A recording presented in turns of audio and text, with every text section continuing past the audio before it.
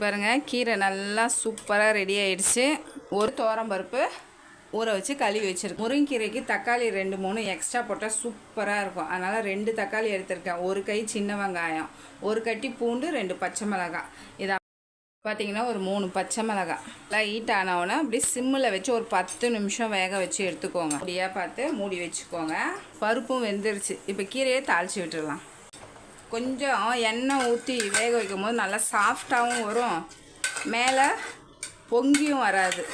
அதேமாதிரி முருங்கைக்கீரைக்கு தக்காளி 1-2 எக்ஸ்ட்ரா போட்டிங்கன்னு வச்சுக்கோங்க, டேஸ்ட் ரொம்ப நல்லாயிருக்கும்.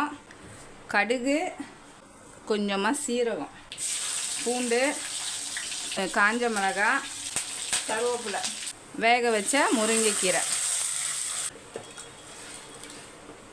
நம்ம இன்னும் உப்பு சேர்க்கல. இப்போ நல்லா மிக்ஸ் பண்ணி விட்டுருங்க.